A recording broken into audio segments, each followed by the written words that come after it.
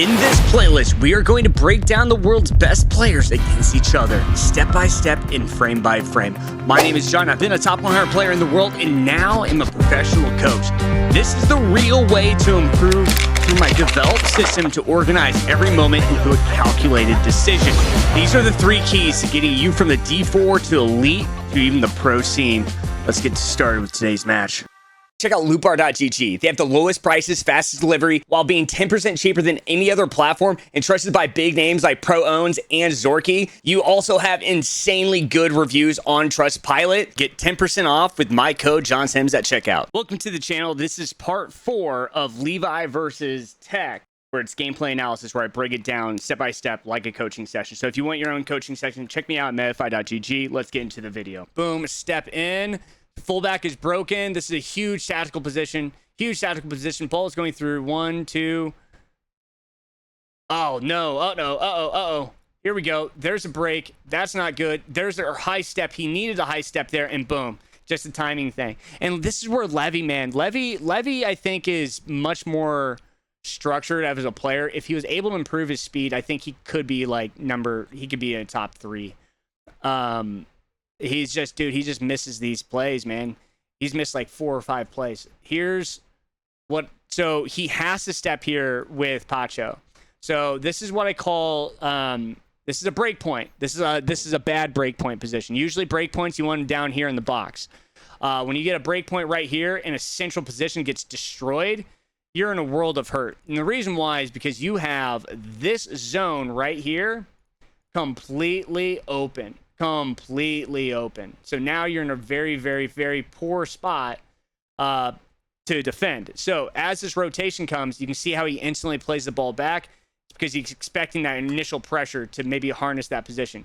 That ends up hurting him. So now he's trying to pull this down, and it is good that he pulls that winger down. However, the timing, he doesn't get Mbappe to come into this position. If you watch the last analysis video I have with Anders and Yilmaz, what you'll see Anders do, and I occasionally do this because I found this to be more defensive structured by timing, is he would actually run Mbappe into that central position and then apply pressure. So he would be running Mbappe here and applying the pressure from Mbappe while trying to pull those in, and then his defensive integrity would have stayed intact while having that number to, and then release release Mbappe once that central can get in. It's a timing thing, and it's very, very hard.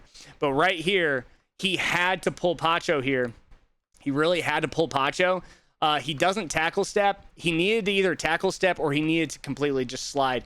But this is where he gets a little lucky. This is where if he has incisive pass, or if Levi was like, if he had creative run wide, or if he used a player lock wide, he could have pushed this. Now, this is also where he could have fake shotted this and then boom, hit this. And now he's going this way. Now he's on a pin position. And so now he's going to pin the defender to step and then maybe play this back. And if the player's coming wide like this, then you send him again. And then that pass comes there. But bang, bang, bang, bam, bam. It's like 3 bam, bam. And maybe even have that run through come through as well. The Dembele card.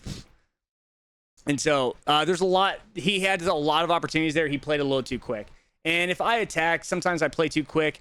Sometimes I can find ways to score relatively too easy that sometimes I don't calculate as much into my build, and that's something I personally need to work on, is calculate more into my build. And that means that I need to slow down towards the end of those variables. That was a good build up, just timing was off. If you guys also get a lot of offsides, there's 2 things. Number 1, you either need better attack positioning players, or number 2, you need, and that's if you're getting offsides a lot, it's either you need a better attack positioning players, or number 2, you need better role players, basically AI intelligence, or what's happening is your timing's way off and the defender's defensive awareness is really high. So this is coming off of what I call a static goal. It's more of a scripted play. Unfortunately, this is technically rooted in the game. You see how the AI shifts based off the position and location? That creates a lot of space right through here. And so then his defense is actually shifted completely high. And so as this comes in, he sends a run. So now he's going to link this. Boom. And so he goes straight to the striker. Now he's got a 2-on-1 position. And that's a pretty fair. And, man, Tekkz had it. Look at this. Tekkz had it. But what happened is he switches. and he steps this way. So what happened is he got switched off. So what that means is he thought he was here, and then he was going to switch here, and he's going to pull this in. So boom, and now he's going to try to pull this in. And so he switches. You can see how he switches. So boom, and then what's happening is he goes this way barely, and then he cuts back. And that gives him just enough space. Just enough space. Just by that little switch. Sometimes that's all it is. But it comes off of essentially a set play. So it's not a set piece, but the timing variables of it. How do I say this? It's not a set piece, but it's a stoppage of play, right? So it's coming off of a free kick. So anytime the ball is like in stoppage of play, the AI has like 3-4 seconds where it will shift in very, very poor decisions. Oh man, Levi should have had. Oh, Tekkz. Wait. No, Tekkz is red. Yeah. So yeah, Tekkz was able to score there. Levi plays. Oh, I guess it switched sides on me. But Levi played poor defense there, I guess. Wait. So he's up several now as this play continues. Here we go. It's going down the width. So he should pull and create separation. He's going to fake patience. He's going to wait for the defense. Yes. There's the pressure. And so now what happens in game is Levi has to attack. So Levi has to attack. And so now Levi's getting uncomfortable here. And so you're going to see and so then it becomes more of a fast-paced game. So if I just go through the goals here now, and so Levi gets a goal here. Let's see what it looks like. So there's some structure. Now he's using player locks. You can see that. So boom, 1, 2. There's a double rotation. Fake. There's a patience. Defensive integrity shifts. And he just has a double run coming through. So what you're going to see is just numbers really coming forward. So now that's poor. He tried. You can see Tekkz was trying to get on the backside there, which is smart, but he gets shifted there. So how did the ball get into that space, though? It comes off a break point. 1, 2, all the way forward. There's the send run. Waiting. He's defending that space. Doing pretty good defense. He gets shifted. So there's the one break. There's 1 break. There's 2 breaks. And so now can he readjust? So it readjusts, but I would say he's still broken with time.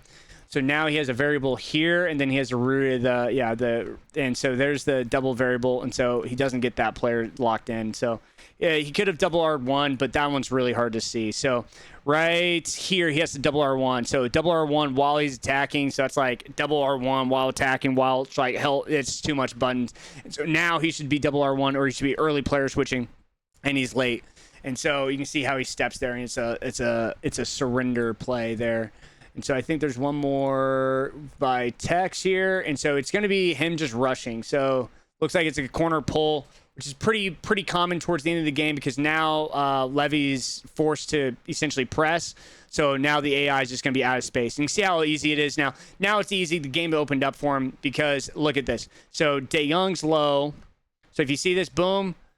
There's a step. So now he's pressing. So you see, so now he has to stand pressure. He gets unlucky there. That's where the game is supposed to give him the ball now. So now he gets forced into a De Jong out wide. Stamps it okay, but it just goes right past Dembele's feet there, because he's in a defensive zone there. So I think there's one more by Levi here. And so let's see here. So, it's just a straight through. So let's see here. So 1, 2, here's all the way. There's this strong build. Now he's playing quicker. You can see how Levi's playing quicker now. There's a double 1, that double R or double A, and so straight through. So that's a good goal. This is what he should have been doing the whole time. Tekkz is not a great defender. He's an okay defender. He plays very similar to Anders. Anders is a little bit more structured, but he's not passive. He's extremely aggressive. And so he's more mental. And so like right here, he forces him to think that he's going to hit this, and then that double R1, boom, and he double taps. And so that's where Tekkz made the mistake. Right. So it wasn't Levi being brilliant in that exact scenario. It was Tekkz making a mistake.